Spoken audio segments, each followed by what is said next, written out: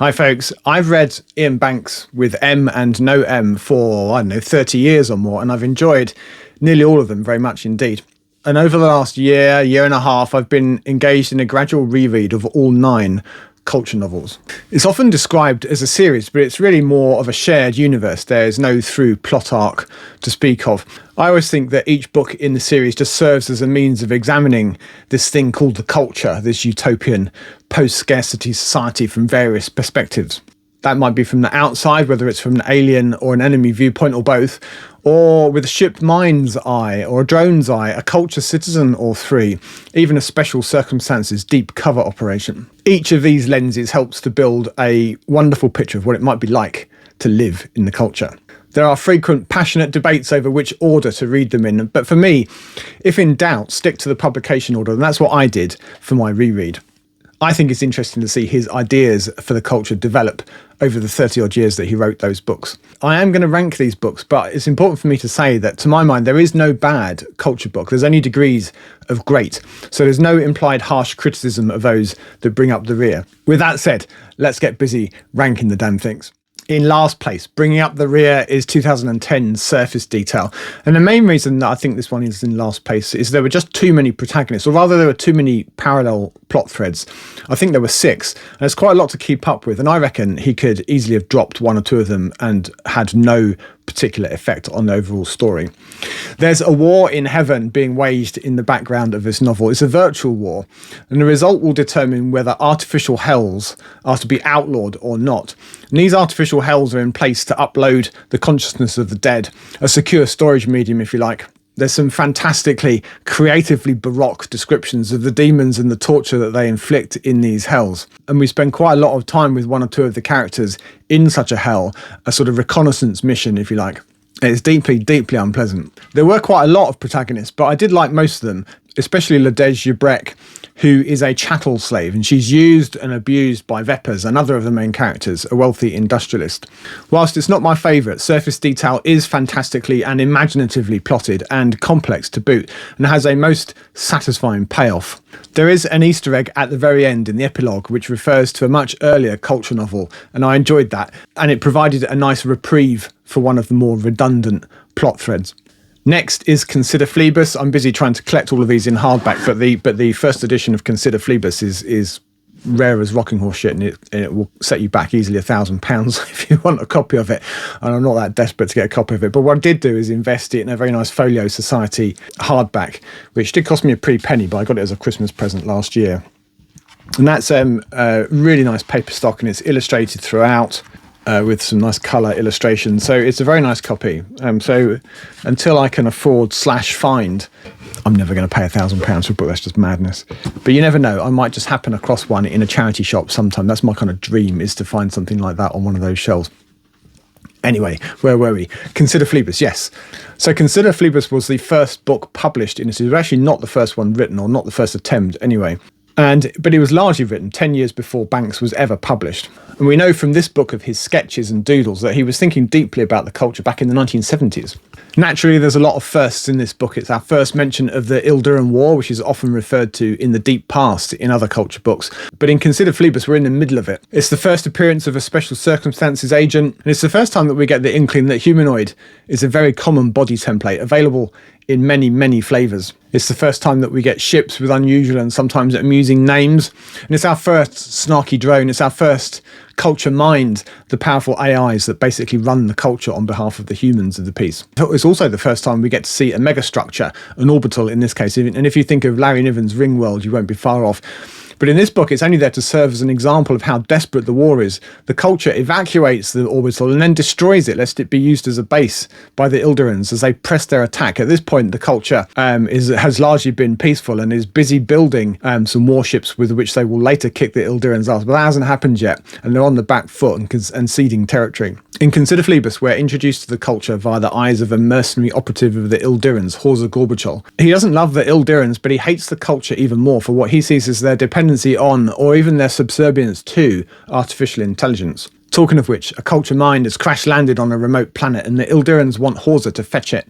The only issue is that the planet is a shrine and the guardians of the shrine don't let anyone down the gravity well. Horza has a unique ability and background which makes him the perfect person to lead the heist. The culture, though, is onto him in the form of that special circumstances agent that I mentioned.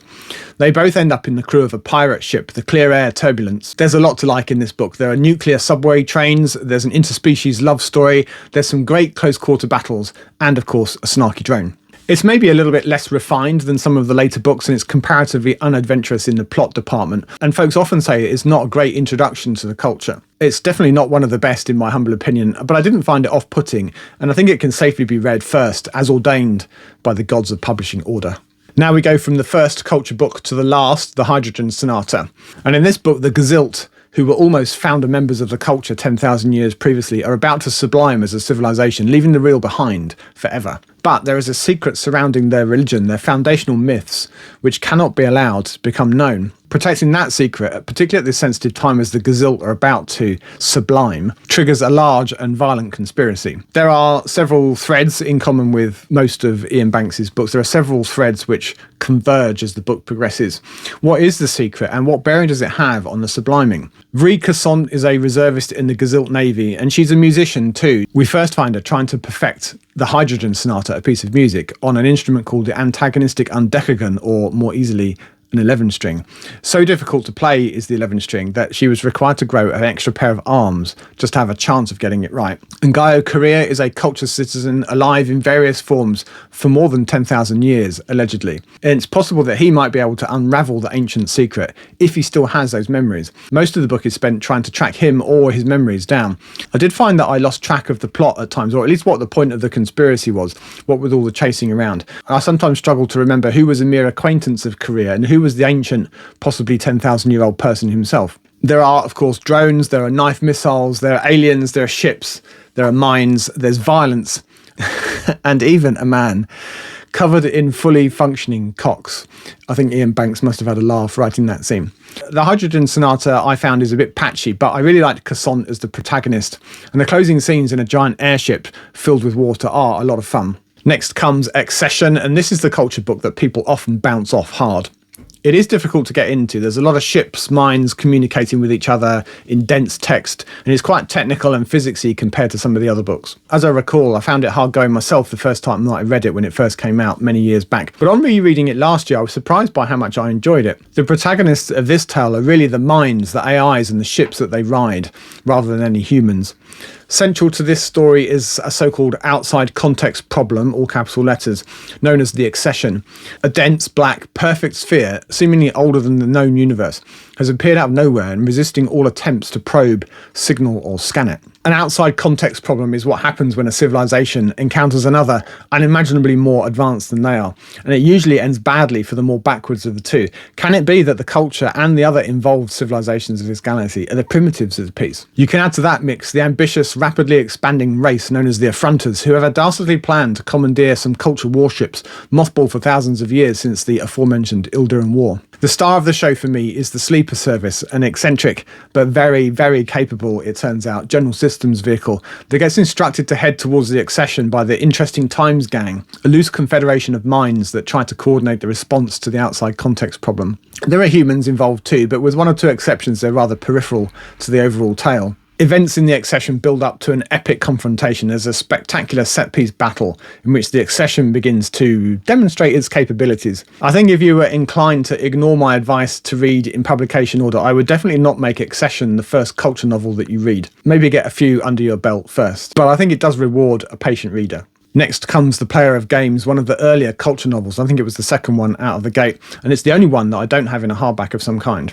A bit like Consider Phlebas, it's really hard to find, because it's one of the early ones, it's really hard to find it in hardback in its original first edition, so I'm probably going to have to content myself one of these days when I've saved up some pennies with another folio edition. This time we see another aspect of the culture, its citizens. What do you do with your life when there's no money, you can live for hundreds of years, no one has to work? Perhaps you play games. A bored and brilliant game player on Chark Orbital, Jernal Gergely is approached by special circumstances for a mysterious mission. A drone manipulates Gergely into cheating in one of his games and then blackmails him into accepting special circumstances' offer, with the ulterior motive of aiming to join special circumstances itself. The brief is that Gergely has to play and ideally win a high-stakes game, the game of Azad, on behalf of the culture. It's a 5-year gig. He has to travel 2 years to get there. It's a long way away. The game itself takes a year, and then there's 2 years on the return trip, assuming that he survives. The game is infernally complicated, and it takes Gergely the whole of the 2-year voyage out just to learn how to play it, even with the support of a ship mind. As Gergely makes his way through the many stages of the game, we get glimpses of the Azad society, and it ain't pretty. These are exactly the sort of repressive civilizations that the culture should be intervening in, aren't they? Well, perhaps they are. Gergely is unconventional in his style of play, disrupting his opponents and triggering reprisals in the process. The fiery final round of the game is winner takes all against the Emperor himself, the winner of the previous games. I enjoyed the gradual reveal of the true nature of the Azad society, outwardly very respectable, but with a very unsavoury underbelly. I like the layered deceptions that got Gergely to the games in the first place, and there's a nice reveal at the end of the book concerning a certain drone of Gergely's acquaintance. Next comes Look to Windward. This is a tale of revenge. It's a tale of playing the long game, and it's also a tale of consequences of a culture intervention gone wrong. The Chelgrians are a centaur-like feline alien with 3 hind legs, but with all too human emotions and motivations. Major Quillen is a Chelgrian soldier, and he's mourning the death of his wife, killed in a civil war, sparked inadvertently by the culture.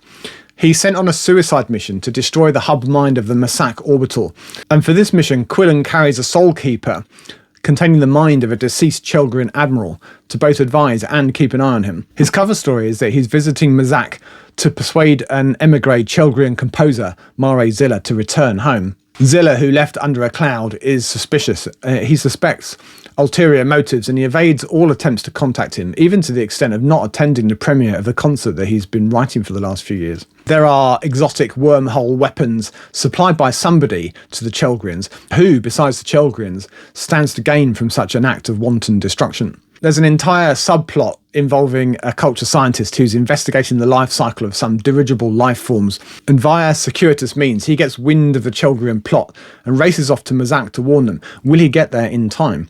I really enjoyed this plot thread, but for the life of me I couldn't work out how the hell it was going to link up with the main plot until it did, sort of. I enjoyed the details of the Chelgrian conspiracy, the preparation of Major Quillen for his mission, and I liked the banter between Major Quillen and the deceased admiral in his head.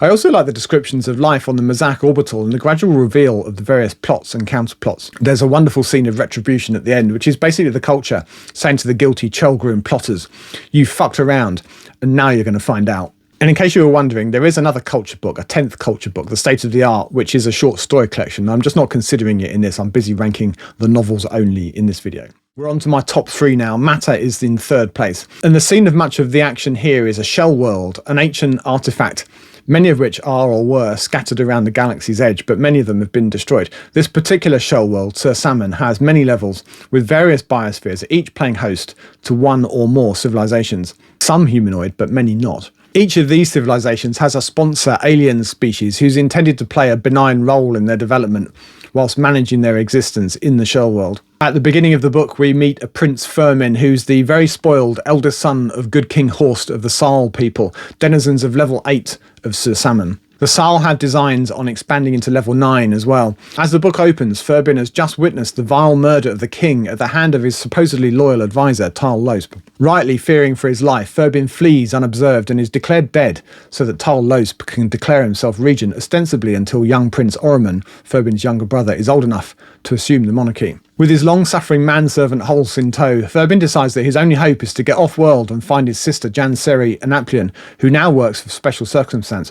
There ensues a lot of court drama and intrigue. There are battles for control, sneak attacks, and the potential for war amongst the sponsor species. Firmin and Holst undertake a quite lengthy trek just to get off Sir Salmon.